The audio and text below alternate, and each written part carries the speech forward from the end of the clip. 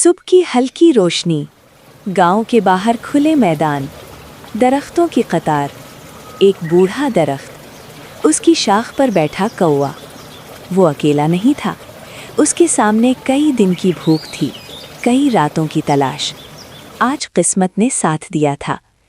एक कस्साब की दुकान से गोश्त का एक बड़ा टुकड़ा। कौवा खुश था, फख्र महसूस कर रहा था। वो शाख पर बैठकर चारों तरफ देख रहा था, जैसे कह रहा हो, ये मैंने कमाया है। उसे नहीं मालूम था कि नीचे कोई इस खुशी को गौर से देख रहा है। रेत पर आहिस्ता कदमों की आवाज़। लोमड़ी, वो भूखी थी, लेकिन जल्दबाज नहीं। उसने दरख्त की तरफ देखा, कौवा और चोंच में गोश्त।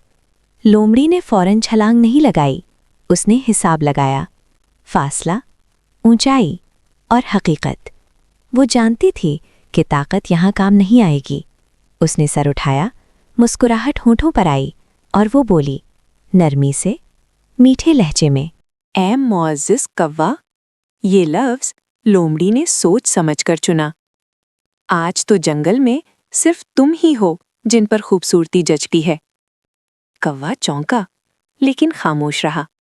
लोमड़ी रुकी नहीं। तुम्हारे पर कितने स्याह और चमकदार हैं, ऐसे जैसे रात का आसमान।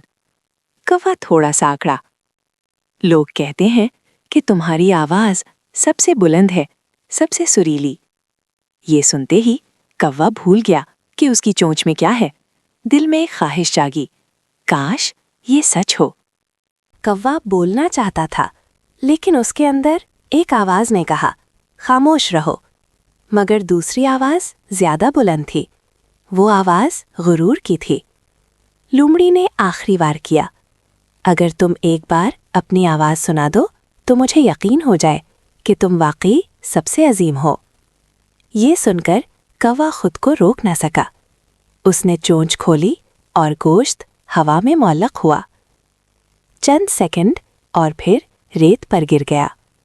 लोमड़ी ने फौरन गोश्त उठाया, एक लम्हे के लिए रुकी, कौवा की तरफ देखा और कहा, याद रखना, हर तारीफ तुम्हारी भलाई के लिए नहीं होती।